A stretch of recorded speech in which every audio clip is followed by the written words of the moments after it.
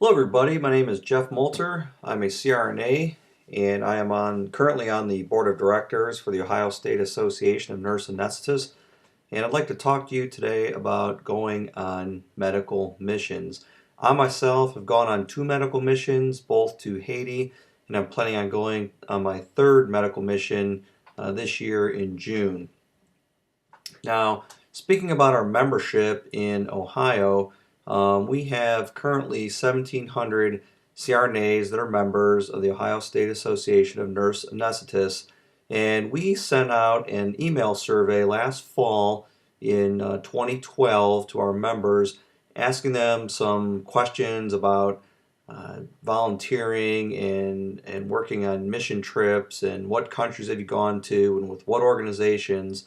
And interestingly, we received back almost 100 surveys. Doesn't seem like a lot, but that was about a 6% return rate. And what we found out was that 38% of our members that responded actually did go on a medical mission trip. And the different countries that our members have gone to all over the world, Central America, South America, Africa, Southeast Asia, Samoa, Eastern Europe, Russia. So our members that have gone on mission trips have done that all over the world. And the countries that were visited the most or mission trips were participated in the most were the Dominican Republic and Haiti. I believe we had 8 mission trips to Haiti and 7 mission trips to the Dominican Republic. Now, one of the things that kind of drew my eye to this survey was that one of the things that our members said, 53% of them said that they wanted more information about mission trips and that maybe they'd be willing to go on a mission trip, but they didn't have the right information, so they didn't know who to turn to or where to get that information. So hopefully today I'll give you some of that information, some of the tools, and maybe provide you with a little bit of confidence so if you decide you want to go on a mission trip, you won't be so intimidated. Now, when it comes to breaking down what a mission trip is composed of, I kind of assimilate it to an iceberg or this iceberg effect where 90% of the mass of an iceberg is below water, and that is the part of the iceberg that's going to bring down the Titanic. And for me, I feel like 90% of your mission is going to be in the preparation. The mission itself is only a very small component of going on a mission trip, if that makes any sense. Now, there's 4 simple questions you're going to want to ask about your mission trip or your organization, and those 4 simple questions are when, who, what, and where. Sounds pretty simple, right? 4 simple questions.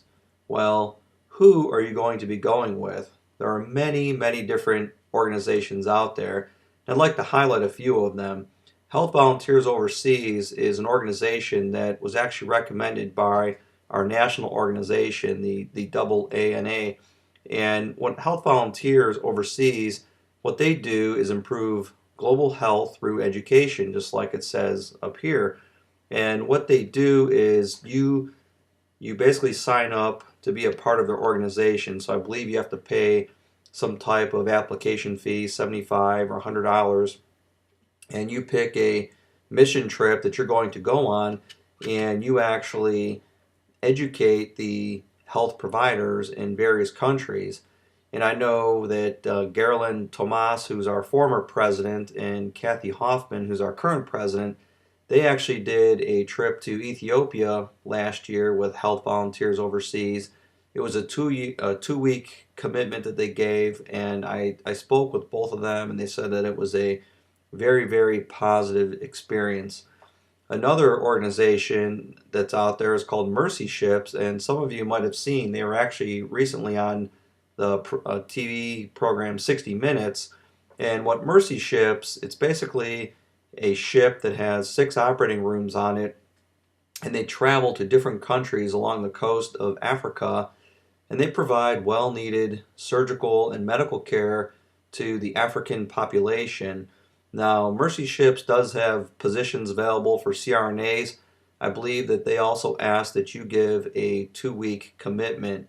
You are responsible for flying to the actual ports where the ship will be located, and you do have to pay a small amount of money in order to actually be on the ship for your food and whatnot. So you'll find that with the mission trips is that you do spend your own money, which is something I'll talk about a little bit later.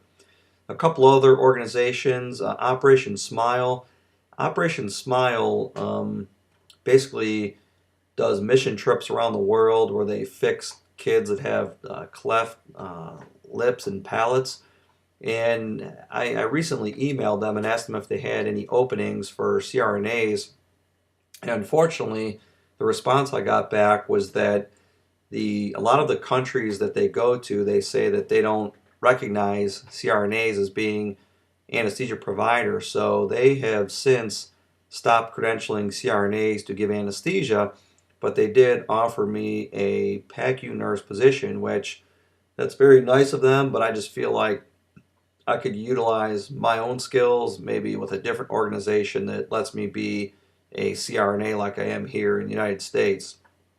Medicalmissions.org is a website that you could go to, and it's a very unique website because it basically matches up providers with organizations. So put in your specialty, CRNA, and they will list the different organizations that have mission trips coming up that they can utilize CRNAs in. So, it'll tell you the organization, it'll tell you the country, and it'll tell you the date. So, very important things that obviously you're going to need to know if you're going to go on a mission trip.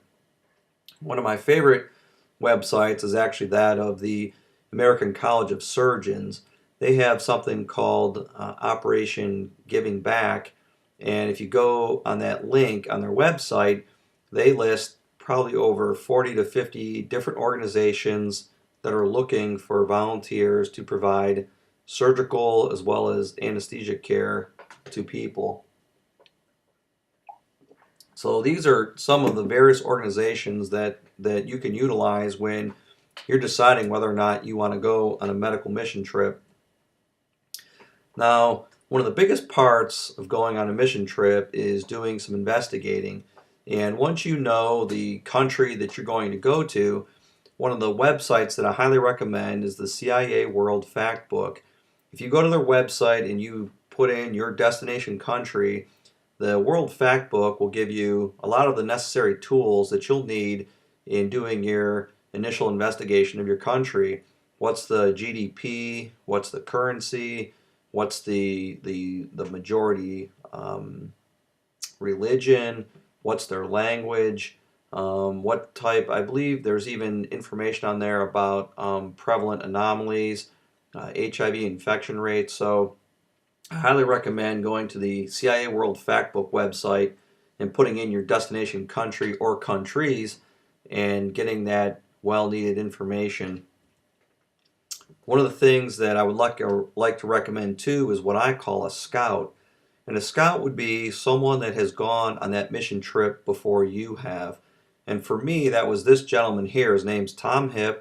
He's a CRNA from Columbus, and he went to the exact same clinic where I was going about 4 months before I went. And Tom was a very, very valuable resource, or as I call a scout. Yeah, I was able to talk to him on the phone and email him. He told me the types of supplies they had available. He talked to me about the patient population and just gave me a lot of well-needed information. And I highly recommend to you, when you go on a medical mission, chances are you're not the first CRNA to go on that medical mission. So find out who can be a resource person for you. And when you return from your mission trip, make yourself available so that people that go on that mission trip after you can get information that you have to make that a more fulfilling trip for them also. Now, one of the important things to know is when you go on a mission trip, you're going to have your needed vaccinations. Now, I'm not a vaccination expert, so I'd like to refer you to the CDC website, which is very, very informative. You can put in your destination country, and they will tell you the vaccinations that you're going to need when you go on your trip. And there's also some charts available on the website that will tell you which vaccinations you should have and ones that they recommend. Now I know going to Haiti, they recommended that your hepatitis A and hepatitis B be up to date. They also recommended getting a polio booster. They also recommended the Tdap vaccination. They also recommended a recent tetanus vaccination. They also recommended the rabies vaccination, which I did not take. And then they also recommended being on an anti-malarial medication when you go to Haiti. One of the things about the CDC